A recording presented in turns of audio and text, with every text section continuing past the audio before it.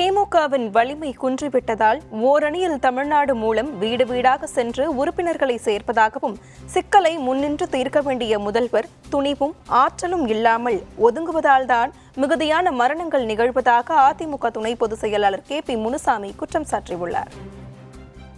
பொதுவாக அரசியல் கட்சிகள் என்பது விருப்பப்பட்டு அந்த உறுப்பினர் படிவத்தை பெற்று கையெழுத்திட்டு அந்த ஒவ்வொரு கட்சியும் எவ்வளவு தொகை செலுத்த வேண்டுமோ அப்படி செலுத்தி தான் உறுப்பினர் ஆவார்கள்.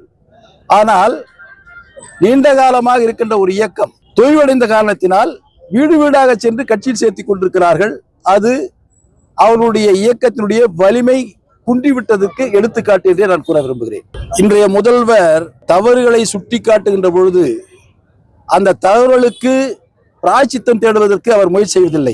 இது போன்ற விமர்சனங்களுக்கெல்லாம் நான் பதில் சொல்ல வேண்டியதில்லை என்று ஒதுங்கி சென்று விடுகிறார். தான் எந்த பிரச்சனையின் அடிப்படையில் அதற்கு முன்னின்று அந்த பிரச்சனை தீர்க்க வேண்டிய இடத்தில் இருக்கின்ற ஒரு முதலமைச்சர் அந்த பிரச்சனையை தீர்க்குவதற்கு சக்தி இல்லாமல் துணிவில்லாமல் அதோடு மட்டுமல்லாமல் ஏன் இது தேவையில்லாது என்று ஒதுங்குகிறார். இப்படி ஒதுங்குகின்ற முதலமைச்சராக இருக்கின்ற காரணத்தினால்தான் இவ்வளவு பெரிய மரணங்கள் எல்லாம் நடைபெற்றுக் கொண்டிருக்கிறது. சட்டம் ஒழுங்கு பாதிக்கப்பட்டிருக்கிறது.